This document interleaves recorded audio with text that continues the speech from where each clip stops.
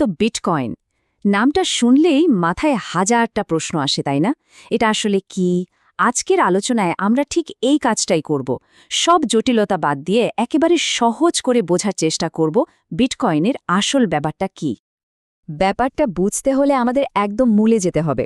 ২০০৮ সালে এই যে লাইনটা দেখছেন, সাতোশি নাকামোতোর লেখা, এখানেই কিন্তু লুকিয়ে আছে পুরো রহস্যটা। দুটো শব্দ খেয়াল করুন, বিশ্বাস আর প্রমাণ। মানে এমন একটা সিস্টেমের কথা বলা হচ্ছে যেখানে আমাদের কোনো ব্যাংক বা থার্ড পার্টির ওপর বিশ্বাস করে টাকা রাখতে হবে না। বিশ্বাসটা থাকবে অঙ্কের ওপর, ক্রিপ্টোগ্রাফিক প্রমাণের ওপর। ভাবা যায়? এটাই কিন্তু বিটকয়েনের একদম কোর আইডিয়া। তাহলে সহজ কথায় বিটকয়েন কি? এটা একাধারে একটা পেমেন্ট নেটওয়ার্ক, আবার ঠিক তেমনি এক নতুন ধরনের টাকাও বটে। ব্যাপারটা অনেকটা এরকম, ধরুন টাকা পাঠাতে কোনো ব্যাংক লাগছে না, কোনো মিডলম্যান নেই, পুরো সিস্টেমটা চলছে নেটওয়ার্কের সবার অংশগ্রহণে, পেয়ার টু পেয়ার টেকনোলজি ব্যবহার করে। তো কেন একে বলা হচ্ছে এক নতুন ধরনের অর্থ? কারণ এটা আমাদের চেনা জানা ফাইন্যান্সিয়াল সিস্টেম থেকে বেশ অনেকটাই আলাদা। চলুন দেখি ঠিক কোন কোন জায়গায় আলাদা। এই তুলনাটা দেখলে ব্যাপারটা একদম পরিষ্কার হয়ে যাবে। একদিকে আছে আমাদের ট্রেডিশনাল সিস্টেম, যেখানে সবকিছুর কন্ট্রোল থাকে ব্যাংকের মতো কোনো সেন্ট্রাল অথরিটির হাতে, আর অন্যদিকে বিটকয়েন, এখানে কোনো বস নেই, ক্ষমতাটা সবার হাতে ভাগ করে দেওয়া, একটা পিয়ার টু পিয়ার নেটওয়ার্কে। আর আরেকটা বিশাল পার্থক্য হলো ট্রেডিশনাল পেমেন্ট কিন্তু রিভার্স করা যায়, তাই না? কিন্তু বিটকয়েনে একবার লেনদেন হয়ে গেলে সেটা ফাইনাল, এটাকে আর পাল্টানো যায় না। আর সবচেয়ে বড় কথা, এই সিস্টেমে যোগ দেওয়ার জন্য কারো পারমিশন লাগে না, এটা সবার জন্য খোলা। থিওরি তো অনেক হলো, বিটকয়েন আসলে কিভাবে কাজ করে সেটা বোঝার সবচেয়ে ভালো উপায় হলো একটা লেনদেনকে ফলো করা, একেবারে শুরু থেকে শেষ পর্যন্ত।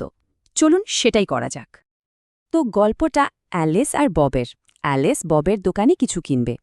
ববের দোকান একটা কিউআর কোড জেনারেট করলো, যেখানে পেমেন্টের অ্যাড্রেস আর অ্যামাউন্ট দেওয়া আছে। অ্যালিস কি করলো? সিম্পলি তার ফোন দিয়ে কোডটা স্ক্যান করলো আর পেমেন্টটা অথরাইজ করে দিল।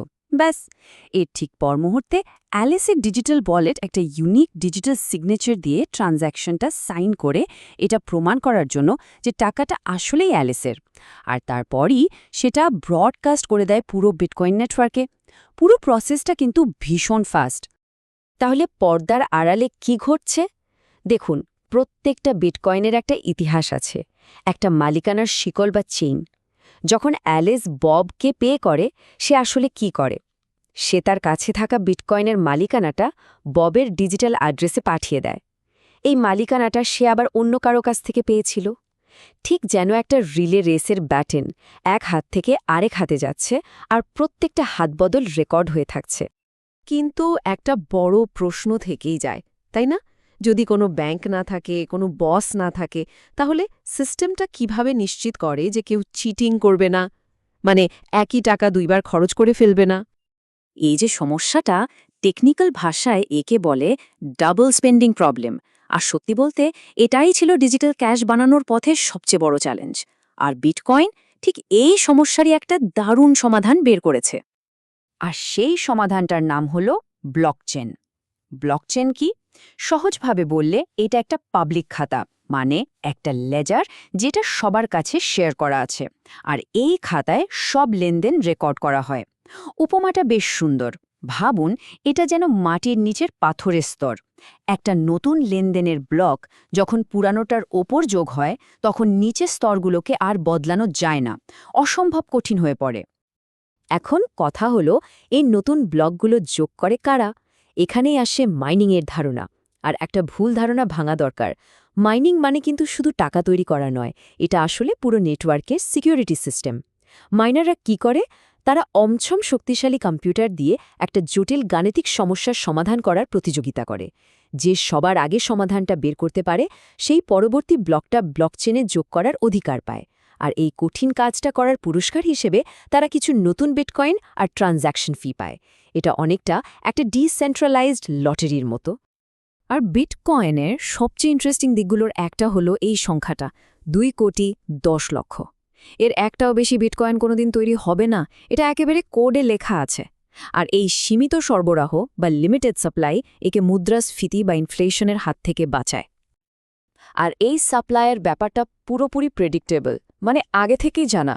কোনো সরকার বা সেন্ট্রাল ব্যাংক চাইলেই এটা বদলাতে পারবে না। দেখুন, 2009 সালে যখন শুরু হয়েছিল তখন প্রতিটা ব্লক মাইনিং করার জন্য 50টা বিটকয়েন পাওয়া যেত। 2012 সালে সেটা অর্ধেক হয়ে 25 হয়ে গেল, 2020-তে আরও অর্ধেক। এই যে প্রতি 4 বছর পরপর পুরস্কার অর্ধেক হয়ে যাওয়ার ঘটনা, একে বলা হয় হ্যাভিং। আর এই নিয়ম মেনে চলতে থাকলে প্রায় 2400 সাল নাগাদ সব বিটকয়েন তৈরি হয়ে যাবে। তারপর আর কোনো নতুন বিটকয়েন আসবে না। তো এতক্ষণ আমরা যে টেকনিক্যাল বিষয়গুলো নিয়ে কথা বললাম, লেনদেন, ব্লকচেইন, মাইনিং, এই সব কিছু একসাথে মিলে একটা খুব শক্তিশালী ধারণা তৈরি করে। আর সেটা হলো বিকেন্দ্রীকরণ বা ডিসেন্ট্রালাইজেশন। এই ব্যাপারটা বোঝার জন্য পিঁপড়ের কলোনির উপমাটা দারুণ। ভাবুন তো, একটা পিঁপড়ের কলোনিতে লক্ষ লক্ষ পিঁপড়ে থাকে, কিন্তু তাদের কোনো সেন্ট্রাল লিডার বা বস নেই, তাই না? কোনো রানী পিঁপড়ে সবাইকে হুকুম দেয় না, তবুও তারা সবাই মিলে কি অসাধারণ সব কাজ করে ফেলে। বিটকয়েন নেটওয়ার্কটাও ঠিক সেরকম।